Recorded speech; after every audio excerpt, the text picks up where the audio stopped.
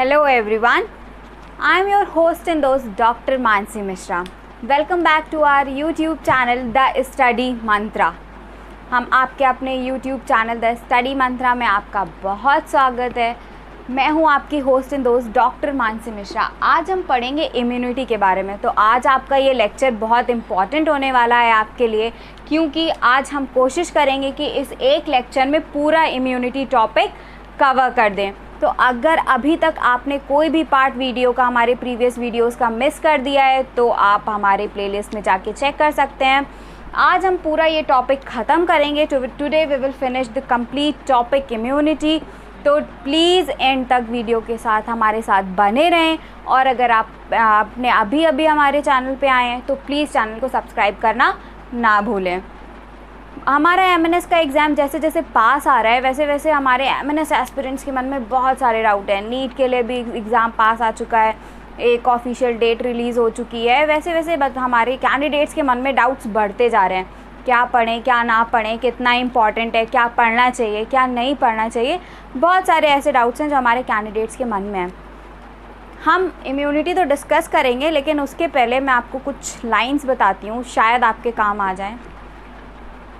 निखारो अपने हुनर को इतना, आई एम रिपीटिंग, निखारो अपने हुनर को इतना कि कोई तुमसे तुम्हारी जात न पूछे। निखारो अपने हुनर को इतना कि कोई तुमसे तुम्हारी जात न पूछे। पहुँचो अपने शिखर पे ऐसे, पहुँचो अपने शिखर पे ऐसे कि कोई तुमसे तुम्हारी औकात न पूछे। यानी हमें अपने गोल को तो अचीव करना ही है, साथ में ऐसे करना है कि हमारे पीछे जितनी भी हमारे फेलियर्स हैं वो वहीं पर छूट जाएं और कोई पीछे मुड़ के उनकी तरफ देखने की कोशिश भी ना करें। आइए अब अभी इसी के साथ अपने वीडियो को स्टार्ट करते हैं। इम्यूनिटी, हम व्हाट वाज इम्यूनिटी? इम्यूनिटी क्या थी? Protecting power of our body against any pathogen is known as immunity. Immunity क्या थी? What was immunity? Protecting power of our body, protecting power. Immunity क्या थी? हमारे बॉडी की प्रोटेक्टिंग पावर थी। ये कितने टाइप की होती थी? दो टाइप की होती थी। एक थी एक्वायर्ड और दूसरी थी हमारी इन्नेट। एक्वायर्ड और इन्नेट। जो एक्वायर्ड थी वो हमारी क्या थी? पैथोजन स्पेसिफिक थी। और इन्नेट क्या थी? हेरेडिटरी थी और non pathogen specific.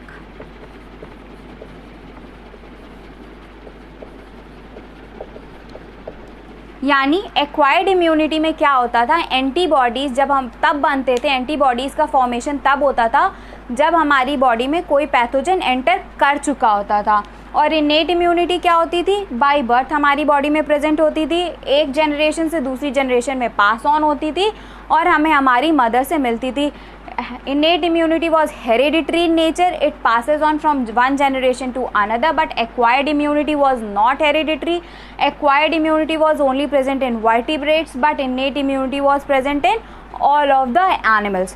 So these were the two types of immunity on the basis of their pathogen specificity, and they were the two basic types of the immunity.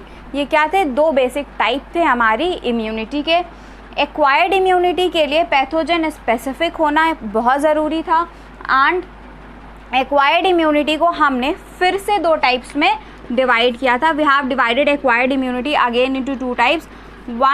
First one was active and second one was passive. Active acquired immunity was slow and passive acquired immunity was fast.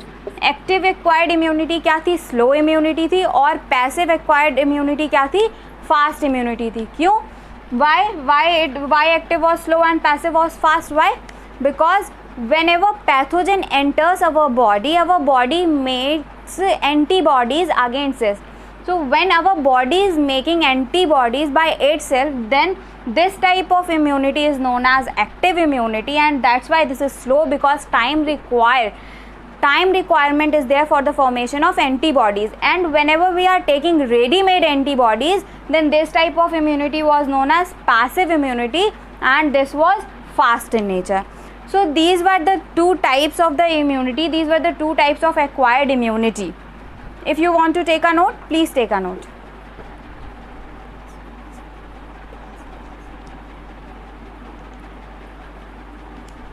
Pause कर दो।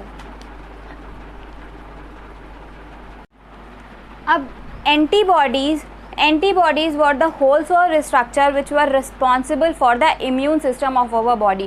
तो हमारी body के immune system के लिए कौन सा structure responsible था? देवर एंटीबॉडीज़।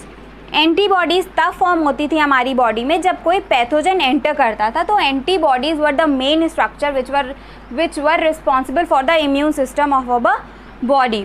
अब एंटीबॉडीज़ हमारी बॉडी का मेन स्ट्रक्चर है जो हमारे बॉडी का इम्यून सिस्टम बनाता है। तो एंटीबॉडीज़ कहाँ से आई? एंटीबॉडीज़ हमारी सेल्स ने फॉर्म करी। किन सेल्स ने फॉर्म करी? लिम्फोसाइट्स ने हमारी एंटीबॉडीज़ का फॉर्मेशन किया। Lymphocytes were of two types, T lymphocytes and B lymphocytes. Lymphocytes कितने टाइप की हुई? दो लिम्फोसाइट्स की और बी लिम्फोसाइट्स की। अब ये दोनों अलग अलग क्यों हैं? इनको what is the difference between T lymphocyte and B lymphocyte? So one in our bone marrow, what is bone marrow? Marrow represents cavity. In our bone marrow, pluripotent hemopoietic stem cells are present. In our bone marrow, I am repeating, pluripotent hemopoietic stem cells are present. They form lymphocyte. वो क्या करती हैं? lymphocyte का formation करती हैं. But that lymphocytes which are formed, but those lymphocytes which are formed by the pluripotent haemopoietic stem cells are immature in nature. वो क्या होती थी? हमारे नेचर में इमेच्योर होती थी। For the maturation of those lymphocytes another structures are required. उन lymphocytes की जो कि प्लूरीपोटेंट स्टेम सेल से बनती थी, उनके मैच्योरेशन के लिए दूसरे स्ट्रक्चर्स रिक्वायर होते थे। whenever those immature lymphocytes enter into thymus gland for maturation, जब ये थाइमस ग्लैंड में एंटर करती थी तब हम इन्हें क्या कहते थे? T lymphocytes. और जब ये ब्लड सर्कुलेशन में रहते हुए वापस हमारी बोन मैरो में आती थी और इनका फिर से वहाँ पे मैच्योरेशन होता था, तब हमने इन्हें क्या नाम दे दिया? B lymphocytes. तब हमने इन्हें क्या नाम दिया? B lymphocytes. So here B term is that letter B was representing bursa of Fabricius that was present in the gut of birds, but here we can easily understand B for bone marrow. So the maturation of T lymphocytes is occurring in thymus gland, which is an endocrine gland and which is responsible for the immune system of our body, and B lymphocytes mature in our bone marrow. So these were the two types of lymphocytes which were forming the antibodies. They were the whole cell structure which were responsible for the formation of antibodies. Please take a note here. Then we can divide immunity again into two types. पहला क्या था? Cell mediate immunity, and another one was plasma mediated immunity. हम फिर से immunity को दो types में divide कर सकते थे। पहला था cell mediate immunity and other one was plasma mediate immunity. Plasma mediate immunity is also known as humoral immunity. इसे हम क्या कहते थे? ह्यूमोरल इम्यूनिटी भी कहते थे। So now we are going to start the new terms. Please focus on this part of the video. अब हम यहाँ से नया पोर्शन स्टार्ट करें, प्लीज़ फोकस करेंगे अब यहाँ से। इम्यूनिटी को हमने फिर से दो कैटेगरीज में डिवाइड किया, cell mediate and plasma mediate immunity. जो सेल मीडिएट इम्यूनिटी थी that was because of T lymphocytes. ये किसकी वजह से थी? टी लिम्फोसाइट्स की वजह से। और जो हमारी प्लाज्मा मीडिएट इम्यूनिटी थी that was because of B lymphocytes. B lymphocytes की वजह से थी। टी लिम्फोसाइट्स क्या करती थी? सेलुलर बेस पे एक्शन करती थी, यानी टी लिम्फोसाइट्स ने जो एंटीबॉडीज़ का फॉर्म किया, एंटीबॉडीज़ का फॉर्मेशन किया, their action was limited to the cell only. उनका जो फंक्शन था वो क्या था? एक सेल तक ही रिस्ट्रिक्टेड था। That's why this type of immunity is known as cell mediate immunity. But plasma mediate immunity or humoral immunity, which is controlled by our B lymphocytes, their action is not restricted to a cell only and they remain movable in the blood stream. ये हमेशा blood stream में movable रहती हैं। इनका जो function होता है वो एक पर्टिकुलर सेल पे सेल स्ट्रक्चर पे बेस नहीं होता है, इसलिए इसे हम plasma mediate immunity, humoral immunity कहते हैं। बी लिम्फोसाइट्स फर्दर डिवाइड करके प्लाज्मा सेल्स बनाती हैं और यही मेन इम्यूनिटी है हमारी बॉडी की। The immunity which we gain by the B lymphocytes is the major immunity of our body. Main immunity, यही हमारी क्या है, main immunity है. क्यों? क्योंकि immune response of the body due to B lymphocytes is 2000 times faster than T lymphocytes. B lymphocytes की वजह से जो हमारी बॉडी का immune response होता है that is 2000 times faster than T lymphocytes. That's why the main immunity of our body is plasma immunity और humoral immunity. इस वजह से मेन क्या हो जाती है हमारी बॉडी का, मेन इम्यूनिटी क्या है, प्लाज्मा इम्यूनिटी या फिर ह्यूमोरल इम्यूनिटी. अब हम डिटेल में बात करेंगे टी लिम्फोसाइट्स की. टी लिम्फोसाइट्स क्या थी, टी लिम्फोसाइट्स ने क्या बनाया, कितने तरीके की सेल हुई. टी लिम्फोसाइट्स को हम फर्दर डिवाइड कर सकते हैं 3 पार्ट्स में. We can divide T lymphocytes into 3 further types. First one is cytotoxin, helper T cell and suppressor. हमने T lymphocytes को फिर से 3 पार्ट्स में डिवाइड किया. We have divided T lymphocytes again into 3 types. They form T lymphocytes forms 3 types of the cell. First one is cytotoxin, another one is helper T cell and third one is suppressor T cell. Cytotoxin T cells. These cytotoxin T cells produces cytotoxin substances. That's why they are named cytotoxin T cells. जो हमारी cytotoxin T cells थी, T lymphocytes को I am repeating, please listen to me very carefully. T lymphocytes are forming 3 another types of the cells. They are cytotoxin T cells, helper T cells and suppressor T cells. Cytotoxin T cells form cytotoxic substances. Cytotoxin T cells क्या करती थी, हमारी cytotoxin substances बनाती थी. ये वो substances होते हैं, cytotoxin यानी cyto representing cell and toxin representing any toxic substance, any toxic chemical. तो साइटो क्या रिप्रेजेंट कर रहा है, हमारे सेल को रिप्रेजेंट कर रहा है और toxin is representing any chemical which is toxic in nature. तो जो साइटोटॉक्सिन टी सेल्स थी हमारे साइटोकाइनेंस का सिक्रीशन करती थी. साइटोटॉक्सिन्स होते थे, ये क्या करते थे, हमारे जो पैथोजेंस आते थे उनको वहीं पे किल करने का काम करते थे. Another one is helper T cells. आपने इसका नाम बहुत सुना होगा. एड्स वगैरह में, HIV के केस में हमारे हेल्पर टी सेल्स का काउंट्स काफ़ी घट जाता है. तो helper T cells another one क्या है, हेल्पर टी सेल्स. इनका क्या काम होता है, ये हेल्प करती हैं हमारी बॉडी में, ये जब कभी भी इम्यून रिस्पॉन्स की ज़रूरत होती है. They are helping in nature. Another one is suppressor T cells. ये बहुत इंपॉर्टेंट है हमारी बॉडी में. Suppressor T cells we will discuss it in detail. Suppressor T cells क्या होती हैं, जब कभी भी आपकी बॉडी, कभी कभी ऐसा हो जाता है, आपने सुना होगा auto immune disease. You have heard the term auto immune disease. तो ऑटो इम्यून डिजीज़ क्या होती हैं, ऐसी डिजीज़ जिसमें कभी भी अपने ही ऑर्गन के लिए बॉडी एंटीबॉडीज़ का डेवलपमेंट शुरू कर देती है. यानी body starts forming antibodies against the organ which are present inside its own body. यानी हमारी बॉडी में एंटीबॉडीज़ का फॉर्मेशन होने लगता है उन ऑर्गन्स के अगेंस्ट जो कि हमारी बॉडी में ऑलरेडी डेवलप हैं, ऑलरेडी प्रेजेंट हैं. तो ऐसी कंडीशन में जो सप्रेसर सेल्स होती हैं ये क्या काम करती हैं, ये उस ऑटो इम्यून रिस्पॉन्स को चेक करने का काम करती हैं. यानी suppressor T cells provide a check on the autoimmune response of the body, ताकि हमारी बॉडी में जो रिक्वायर्ड ऑर्गन्स हैं उनके अगेंस्ट कोई भी अनरिक्वायर्ड एंटीबॉडीज़ का डेवलपमेंट ना हो पाए. So we have divided T lymphocytes into 3 types of the cells: cytotoxin, helper and suppressor T cells. They form different parts, different chemicals, and they are responsible for the immune system of our body in different way. Now please take a note till here. Now we will discuss organ grafting. What is organ grafting?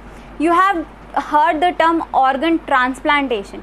Yani if someone is donating any organ of his or her body to another person, that is known as organ grafting. यानी जब कभी भी आप अपनी body का कोई organ donate करते हो, ऑर्गन डोनेशन, तो क्या होता है, आपका जो ऑर्गन आपने तो दे दिया, so you are immunologically weak, you have given something, आपकी बॉडी में फंक्शनल डिफेक्ट आएगा, मतलब थोड़ा बहुत काम करने में आपको एडजस्ट, आपकी बॉडी उसे कोप अप करने की कोशिश करेगी क्योंकि आपने कुछ सेल्स का अपनी लॉस किया है। लेकिन the person who is receiving the organ, जो वो पर्सन जो ऑर्गन रिसीव कर रहा है, that particular organ is antigen, behaving as antigen for that person. जिसने वो ऑर्गन रिसीव किया है उसके लिए वो ऑर्गन क्या कर रहा है, एक एंटीजन की तरह काम कर रहा है, एक फॉरेन बॉडी की तरह काम कर रहा है। क्यों? क्योंकि आपका मे बी आपके बॉडी में एंटीबॉडीज रिस्पॉन्सेज अलग थे, आपकी बॉडी से उसकी बॉडीज़ में इम्यून सिस्टम अलग था, तो उस ऑर्गन ने क्या किया, उस अचीवर के लिए, उस गेनर के लिए क्या किया, एक एंटीजन की तरह काम किया। So our T lymphocytes are responsible for the immune response of organ grafting. इसके लिए क्या, कौन सी हमारी एंटीबॉडी रिस्पॉन्स होती है, रिस्पॉन्सिबल है टी लिम्फोसाइट्स। यानी ऑर्गन ग्राफ्टिंग में आपकी कौन सी बॉडीज रिस्पॉन्सिबल होती हैं, टी लिम्फोसाइट्स। टी लिम्फोसाइट्स का रोल आपने कहाँ कहाँ पढ़ा, टी लिम्फोसाइट्स का रोल आपने पढ़ा एक तो ऑर्गन ग्राफ्टिंग में, दूसरा ऑटो इम्यून रिस्पॉन्स में। यानी T lymphocytes is also playing a major role in immune system of our body. First one was in organ grafting and second one was the autoimmune response of our body. यानी दो तरीके से इसका response था, एक तो organ grafting में और दूसरा कहाँ था, हमारी बॉडी के ऑटो इम्यून डिजीज़ में था।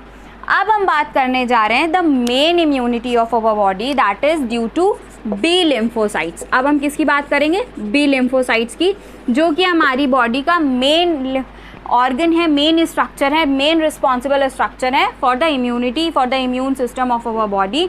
B lymphocytes are producing antibodies, ये क्या करती हैं, एंटीबॉडीज़ का फॉर्मेशन करती हैं। B lymphocytes produce antibodies and they remain in blood, these antibodies remain in blood, ये क्या करती हैं, हमारे ब्लड में रिमेन स्टे करती हैं, ब्लड में रहती हैं। Now we will study the structure of antibody.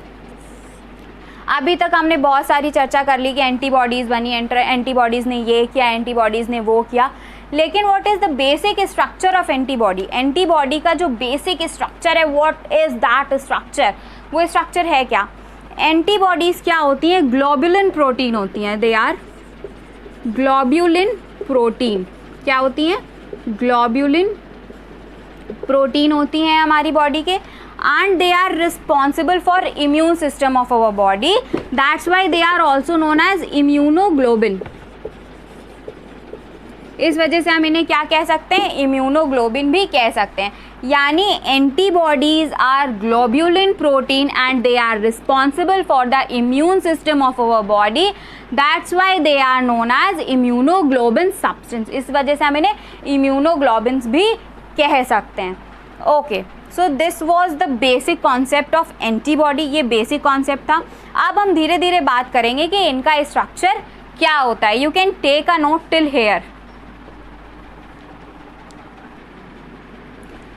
Antibodies were immunoglobulins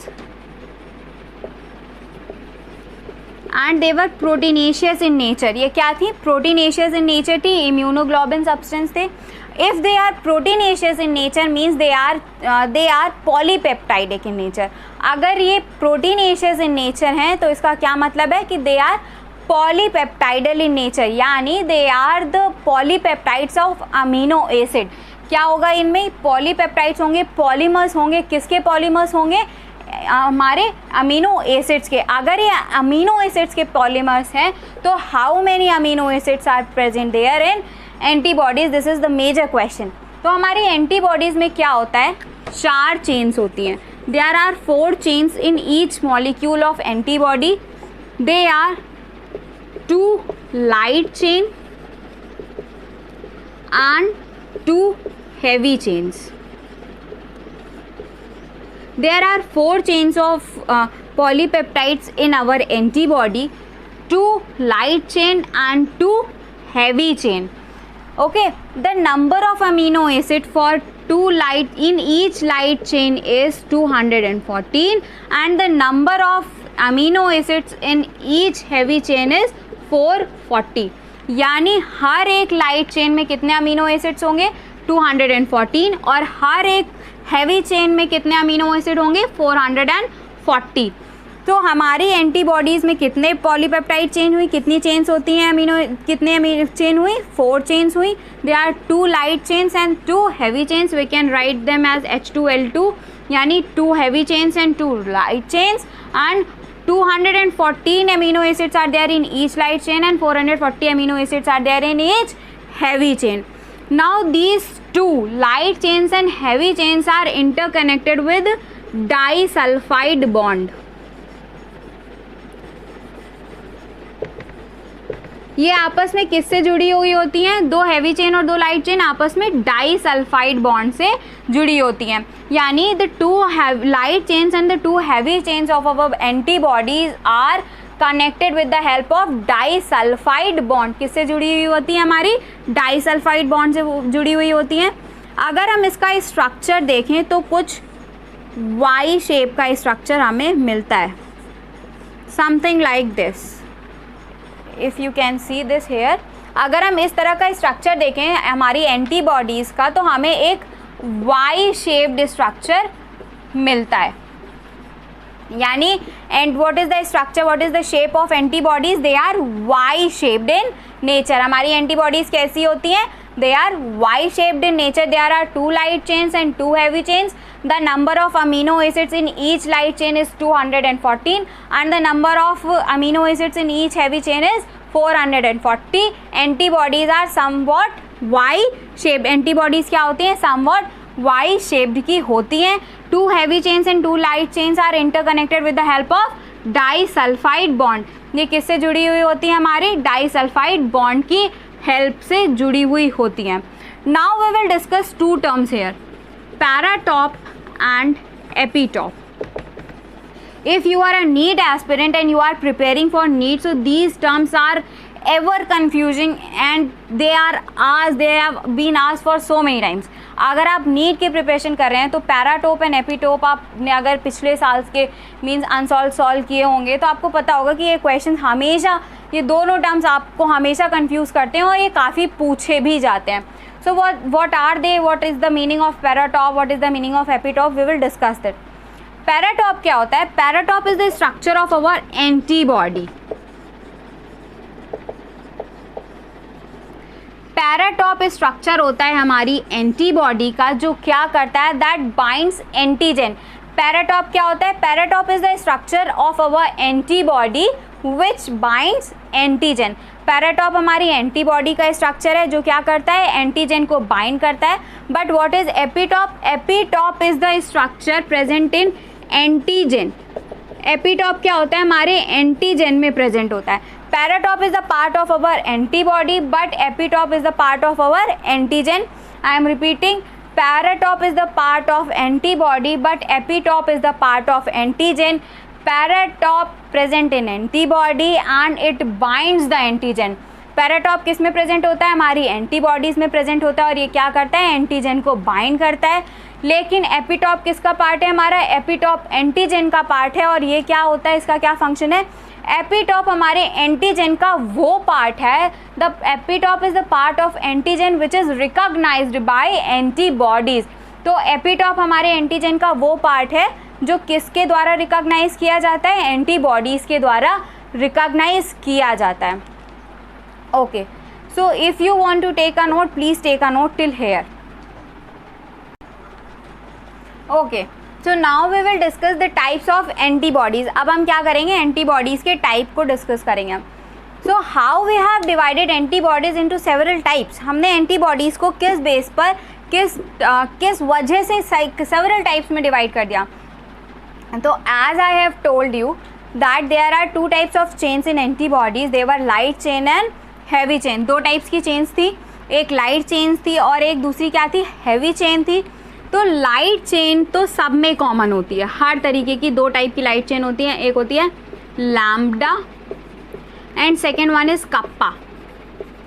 lambda and kappa, they are light chains and they are present in every antibody similarly. Lambda और kappa 2 तरीके की light chain होती हैं और ये हर एंटीबॉडी में similar तरीके से, सिमिलर रूप से प्रेजेंट होती हैं. सो अगर लाइट चेन सेम है और टाइप्स भी हम एंटीबॉडीज़ के कर रहे हैं तो what will be the criteria for the division. Division का क्या क्राइटेरिया होगा? The basis of the division is the type of heavy chain present in antibodies. हमारी डिवीजन का क्या बेसिस है? The type of heavy chain which is present in antibodies. तो हमारे antibodies को हमने 5 कैटेगरीज में डिवाइड किया, that is IgG, IgA, IgM, IgD and IgE on the basis of different heavy chains. हमने इन एंटीबॉडीज़ को 5 डिफरेंट कैटेगरीज में divide किया on the basis of their different heavy chains. अब हम एक एक करके इनके स्ट्रक्चर के बारे में बात करेंगे और एक एक करके इनके फंक्शन के बारे में बात करेंगे। अब आप यहाँ से प्लीज़ वीडियो स्किप मत करिएगा, because it is going to be very useful for all of you. If you are preparing for NEET or when any exam, it is very important for you. So first one is IgG. IgG is the smallest and can cross your placental barrier. यानी IgG जो antibodies थी ये क्या करती थी? आपके placental barrier को बहुत आसानी से क्रॉस कर देती थी। अगर ये प्लेसेंटल बैरियर कहाँ प्रेजेंट होगा? Placenta, something related with to mother and child. यानी प्लेसेंटल बैरियर कहाँ प्रेजेंट था हमारी बॉडी में? प्लेसेंटा में, यानी something related to mother and child. तो IgG एंटीबॉडी क्या करती थी हमारी बॉडी में? हमारे पास कहाँ से आई? हमारी मदर से आई। कैसे आई? By crossing the placental barrier. We receive IgG type of antibody from our mother because it is able to cross the placental barrier. IgG is the only antibody that is able to cross the placental barrier of our body. So it forms the passive immunity of our body. Why? Because we are gaining antibody, we are gaining the ready-made antibody from somewhere else, from our mother. That's why IgG was making passive immunity of our body, and IgG is the only antibody which can cross the placental barrier of our body. यानी IgG एक ऐसी antibody थी जो हमारी body के placental barrier को पार करके हमारे पास आई थी। उसके बाद IgA। IgA क्या होता है? इसमें 2 मोनोमर्स होते हैं, यानी IgG में 2 एंटीबॉडीज़ आपकी, अगर हम कुछ स्ट्रक्चर बनाएं, एक वाई शेप्ड स्ट्रक्चर अगर हम बनाने की कोशिश करें तो आपका कुछ ऐसा स्ट्रक्चर बन जाएगा। यानी 2 एंटीबॉडीज़ की यूनिट को मिलाकर, जिसमें IgA में आपके क्या होंगे? 2 मोनोमर्स होंगे। IgA आपकी प्रेजेंट होती है कोलोस्ट्रम में। We will discuss what is colostrum and saliva में।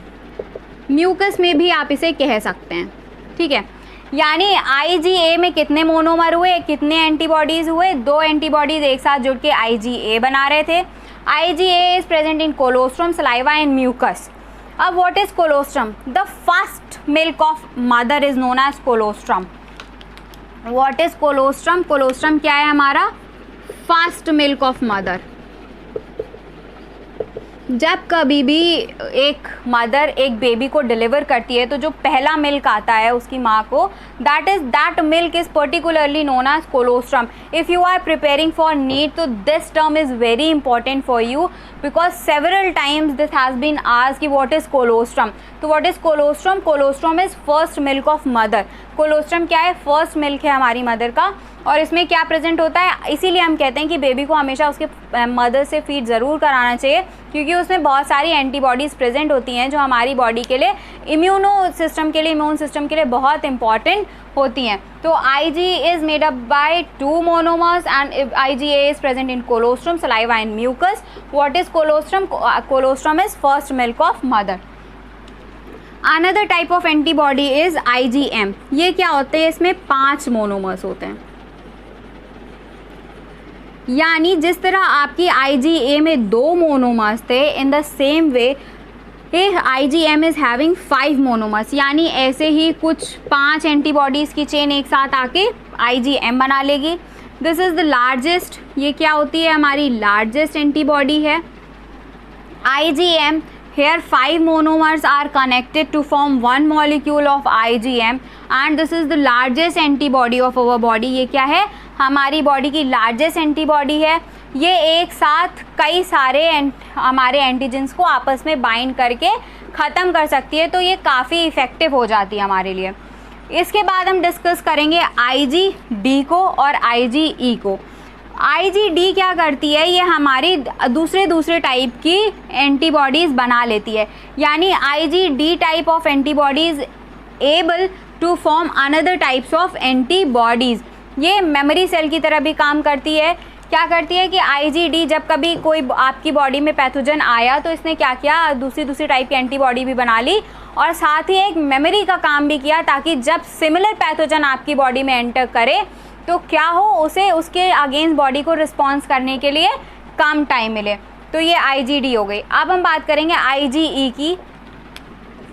IgE type of antibody is responsible for the allergic response. ये क्या करती है, हमारी बॉडी का एलर्जिक रिस्पॉन्स शो करती है. ये क्या करती है, हमारी बॉडी का एलर्जिक रिस्पॉन्स शो करती है. सो Ig is responsible for the allergic response of our body. IgD is there for somewhere memory type of memory linking for the antigen. IgG is the antibody which can cross the placental barrier. IgA having 2 monomers and present in colostrum, saliva and mucus. IgM was having 5 monomers and was the largest antibody of our body. So please take a note till here. We will discuss it further. अभी तक हमने पढ़ लिया कि antibodies कितने तरीके के होते थे, कौन कौन से होते थे, कैसे काम करते थे. So many things we have discuss about antibody, so many terms we have discussed about immune response. अब हम बात करने जा रहे हैं कि जब कोई एंटीबॉडी हमारी बॉडी में बनती है तो कैसे फंक्शन करती है. समटाइम्स क्या होता है, whenever antigen enters into our body, our antibodies forms a structure over them. हमारी एंटीबॉडीज़ क्या करती हैं, उनके ऊपर एक स्ट्रक्चर बना लेती हैं और फिर वो इनसॉल्युबल कॉम्प्लेक्स फॉर्म कर लेती हैं. यानी दे फॉर्म इनसॉल्युबल कॉम्प्लेक्स. ये इनसॉल्युबल कॉम्प्लेक्स किसका होता है, एंटीजन का होता है और एंटीबॉडी का होता है. यानी ये जो इनसॉल्युबल कॉम्प्लेक्स बना, इसमें क्या क्या दो चीज़ें होंगी, एंटीजन होगा और जिसके ऊपर कोटिंग होती है हमारी एंटीबॉडीज़ की. अब ये कॉम्प्लेक्स हमारा क्या हो गया, इनसॉल्युबल हो गया. यानी फर्दर अब एंटीजन हमारी बॉडी में किसी और ऑर्गन को डिस्टर्ब नहीं कर पाएगा. जहाँ था वो वहीं वैसे ही पड़ा रहेगा. तो एक तो इस तरह से इसने क्या किया, काम करना बंद कर दिया. So when ever antigen enters in our body, our antibodies forms a insoluble complex by forming a coat like structure over the antigen. In this way antigen becomes inactive in nature. इस तरह क्या होता है, हमारा antigen क्या होता है, inactive हो जाता है, वहीं का वहीं पड़ा रहता है और further it will be unable to harm the other organs, other cells of our body. Further क्या होता है, ये हार्म करने के में अनएबल हो जाता है. दूसरा क्या होता है, ऑप्सोनाइजेशन हो जाता है इसमें हमारी बॉडी में. व्हाट इज़ ऑप्सोनाइजेशन, जो हमारी IgG होती हैं एंटीबॉडीज़, ये क्या करती हैं, जब कभी कोई एंटीजन हमारी बॉडी में एंटर करता है तो इसके ऊपर यहाँ पर आके लग जाती हैं और इस एंटीबॉडीज़ में लिसिस स्टार्ट कर देती है. व्हाट इज़ लिसिस यानी सेल डिकेइंग.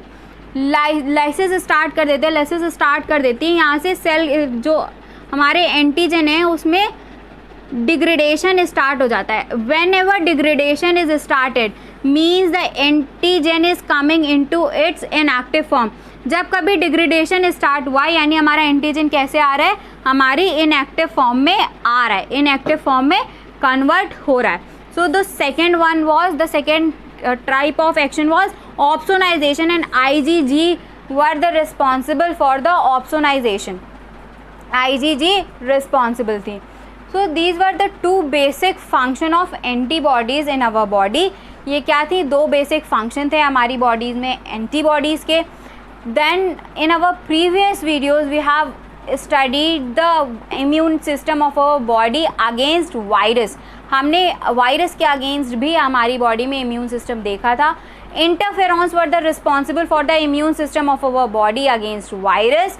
इंटरफेरॉन्स क्या करते थे, what was the function of interferons, interferons never attack on the affected cell. Interferons never attack on the affected cell of our body. They cover the neighboring natural cells, neighboring active cells. वो क्या करते थे, हमारे जो interferons होते थे वो क्या करते थे, नेबरिंग नेचुरल सेल्स हैं, जो एक्टिव सेल्स हैं, उनको कवर कर लेते थे, जिससे क्या होता था, वायरस फर्दर हार्म नहीं कर पाता था हमारी बॉडी को, and it will remains there. और वो क्या करता था, वहीं पे रुक जाता था. It was unable to harm another cells of the body. और क्या होता था, आगे की बॉडी की सेल्स को हार्म नहीं कर पाता था. तो interferons were responsible for the immune system of our body against viral action. Viral action के लिए कौन सी सेल्स, कौन सी केमिकल हमारे लिए रिस्पॉन्सिबल था, that was interferons. Interferons 3 types के थे, alpha, beta and gamma. We have discuss कि कौन कौन से सेल्स हमारे इंटरफेरॉन्स बनाती थी. Then we have discuss the vaccine and vaccination. Hepatitis B virus के अगेंस्ट जो वैक्सीन बनाई गई, that was prepared from the yeast. एक यीस्ट से तैयार की गई थी. That was second generation vaccine. जो क्या थी, एक सेकेंड जनरेशन वैक्सीन थी. And that vaccine was formed by the help of DNA recombinant technology. और वो किससे बनाई गई थी, डीएनए रिकॉम्बिनेंट टेक्नोलॉजी से. तो जैसा कि as I have promised you that we will cover the whole topic of immunity in one lecture, I have fulfilled my words. I hope you all are very clear with this topic. If any doubt is still remaining, you can share your doubts in the comment section. I will definitely try to resolve your problem. If you are having any doubt, if you are having any question in your mind, or you want some these types of lectures more, so please let us know. So we will work on them. We will definitely try to resolve all your problems. And I am providing my WhatsApp group number in the description box. So if you are having any problem, or you want to join our crash course for MNS 2020 for free, you can join us there. If you want to join our crash course for MNS 2020 written examination as well as for interview purpose, you can join us for free. You are most welcome to study mantra. Don't forget to like, share and subscribe. Please share your valuable comments. Thank you so much for being with us.